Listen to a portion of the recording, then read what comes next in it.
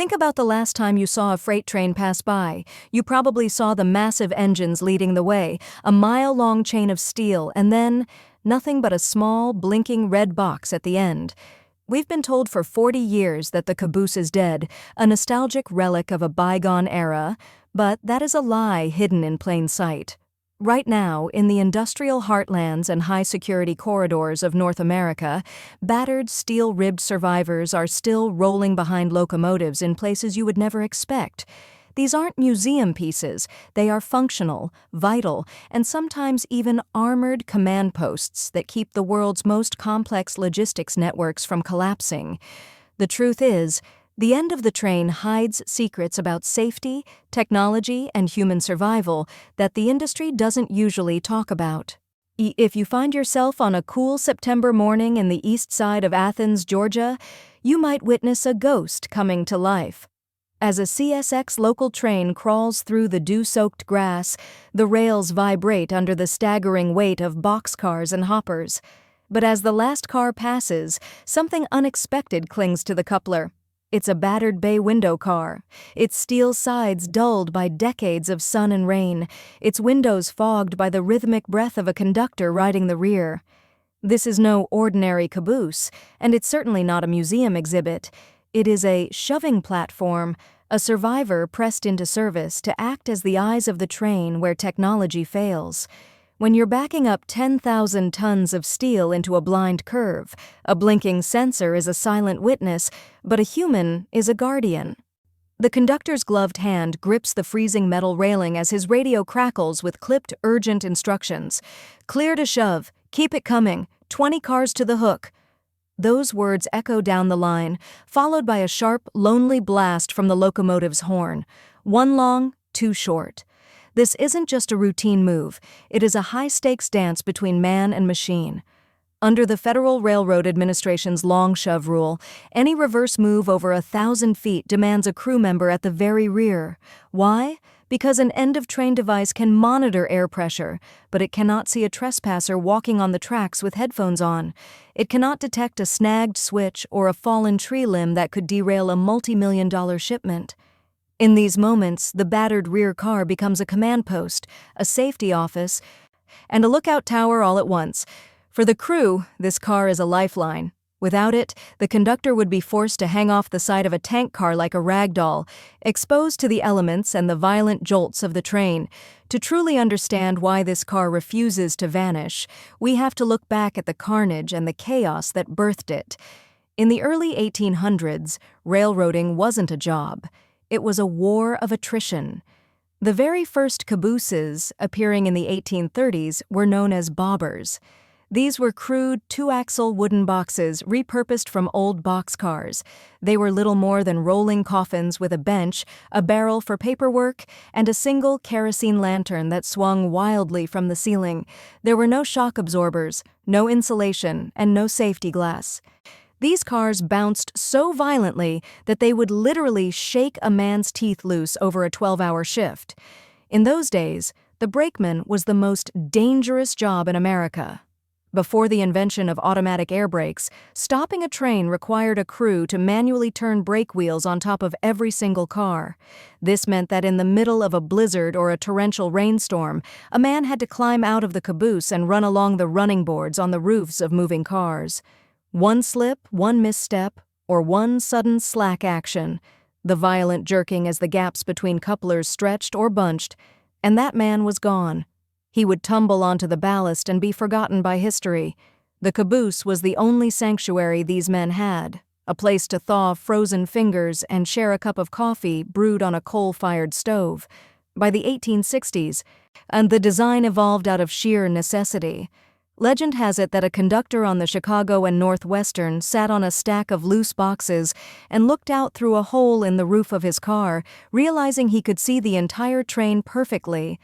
Thus, the cupola was born. This raised lookout tower transformed the caboose into a rolling crow's nest. From here, a crew member could scan for the hot box, the most dreaded phrase in railroading. Before modern bearings, the friction of an axle could heat up until it turned into a torch, melting the steel and causing a catastrophic derailment. A sharp-eyed conductor could smell the burning oil and see the wisp of smoke miles before the disaster happened. But the cupola had a dark side. As trains grew taller and tunnels grew tighter, the high perch became a trap. Every year, dozens of railroaders were injured or killed when the violent whip-crack effect of the train's tail end threw them from their seats in the cupola. The industry needed a safer answer, and they found it in the 1920s with the bay window design. By pushing the windows out to the sides at track level, crews could stay low and safe, watching the passing wheels and signals without the risk of a fatal fall.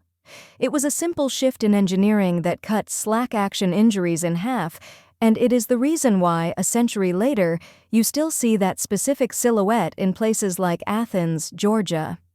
As we moved into the 1960s, the Caboose reached its peak.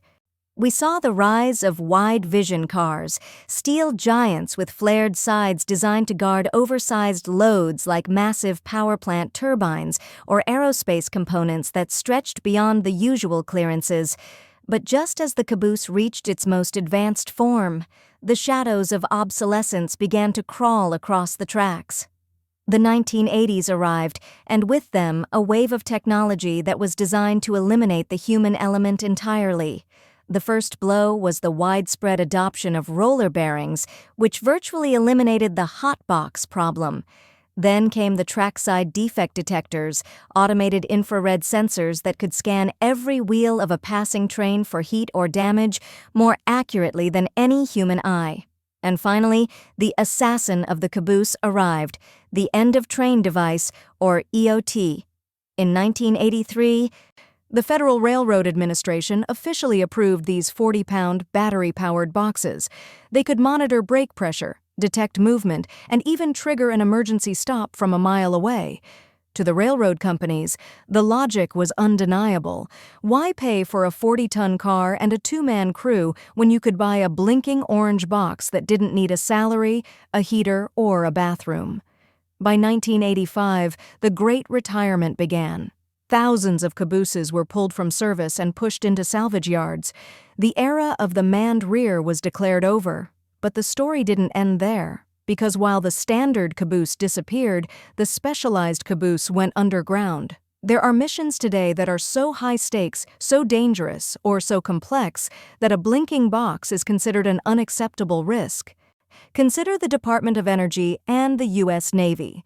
Since the 1980s, when they need to transport spent nuclear fuel or radioactive materials across the country, they don't just attach a sensor to the end of the train, they deploy armored escort cars. These are caboose derivatives built to the crushing S2043 safety standard. They are rolling fortresses, heavily shielded and equipped with advanced surveillance, thermal imaging, and encrypted communication systems. Inside, elite security teams live for days at a time, guarding the cargo against sabotage or theft. In 2023, more than 100 of these high-tech guardians stood ready, a silent defense that most people will never even notice as they drive past a railroad crossing. Then there are the firefighting trains. When massive wildfires like the 2021 Dixie Fire threatened to melt the very tracks they sat on, Union Pacific and other lines deployed fire trains. At the heart of these operations are converted cabooses, acting as mobile command centers to direct high-pressure water cannons against the encroaching flames. When the air is thick with smoke and the signals are failing, you need a human on the ground to make the call. You need someone who can see through the haze and tell the engineer when to push forward and when to retreat. Even in the world of heavy industry, the caboose remains a king. When a transformer the size of a two-story house is loaded onto a depressed center flat car, every centimeter of clearance matters. Sensors can tell you the distance to a tunnel wall, but they cannot feel the subtle sway of the load. For these high and wide shipments, extended vision cabooses are still used to house conductors who watch every inch of the journey, communicating in real time to prevent a disaster that could cost tens of millions of dollars. But what about the thousands of cars that didn't stay in service? Their afterlife is perhaps the most human part of this story. Across the continent, these cars have become part of the American landscape in ways that have nothing to do with freight. They have been hauled by cranes and flatbed trucks into city parks, onto rural hillsides, and into the hearts of small towns. Some have become quirky offices or roadside ice cream parlors, their red paint faded by time, but their steel skeletons as sturdy as the day they were forged. In Duluth, Georgia, there is a Louisville and Nashville Caboose that serves as a perfect example of this resilience. Built for the family line system and later absorbed into the massive CSX network, this car spent its working life in the sweltering humidity of South Georgia. It was a place of work, sweat, and heavy grease. When it was finally retired, it sat in a salvage yard, destined to be cut into scrap metal. But a group of local volunteers and rail fans refused to let it go. They raised the funds, hired the cranes, and in 2010, they moved the car to its permanent home. Today, it isn't just a hunk of metal, it's a living piece of history. You can stand on its platform as a modern freight train thunders past just feet away, feeling the vibration in your boots and realizing that this car once shared those same rails. Museums like the Illinois Railway Museum and the California State Railroad Museum act as the final guardians of this legacy. They restore these cars to their original glory: the bright Chesapeake and Ohio yellow, the Pennsylvania red, the Santa Fe orange. When you step inside one of these restored survivors, the smell hits you first, a mix of old diesel, cold iron, and decades of wood smoke. You see the narrow bunks where men caught a few hours of sleep while the world roared outside. You see the heavy iron stoves where they warmed their cans of soup. You realize that the Caboose wasn't just a car, it was a home. It was the only part of the train that had a personality. Railroaders had a dozen names for them: the crummy, the shack, the hack, the way car. They were uncomfortable, they were notoriously loud. And in the heat of a Georgia summer, they were rolling ovens. But they represented the human heartbeat of the industry. They were the place where stories were told, where rookies were mentored by seasoned veterans, and where the brotherhood of the rails was forged. As we look toward the future, the technology will only get more advanced. We are seeing the rise of autonomous locomotives and drone-based track inspections. The blinking boxes are getting smarter, smaller, and more reliable. But the survival of those few battered cars in places like Athens or Waycross tells us something profound about ourselves. It tells us that progress is not a straight line. It is a messy, adaptive process where the obsolete often finds a new, vital purpose just behind us. Our infrastructure is full of these hidden changes. We drive over bridges and walk past signal boxes and watch trains pass without ever really seeing the layers of history and necessity that keep them running. The Caboose is a reminder that even in an age of total automation, the human eye, the human hand, and the human judgment are still the ultimate fail-safes. It reminds us that there is a difference between efficiency and certainty. So, the next time you find yourself stopped at a railroad crossing, don't just wait impatiently for the gates to rise. Look at the very end of the line. Don't just look for the blinking red light of the EOT. Look for the glint of sunlight on an old bay window. Look for the silhouette of a conductor standing on a rear platform scanning the horizon. Because even if the world thinks they vanished decades ago, the Caboose is still there, watching, waiting, and proving that some things are just too important to be left to a machine. The story of the Caboose is the story of how we adapt. It's about how we take the ghosts of the past and put them back to work. It is a necessity written into the rules, practiced every day on real rails by real people. And as long as there is a long shove to be made, an oversized load to be guarded, or a dangerous cargo to be escorted, the last coupler will never truly be empty. The human element remains. It is the hidden link that moves the world, even when we're not looking. What else is hiding in plain sight, waiting for us to notice? What other obsolete legends are still out there, quietly saving the day while we assume they've been forgotten? The tracks go on forever, and as long as they do, the survivors will keep rolling.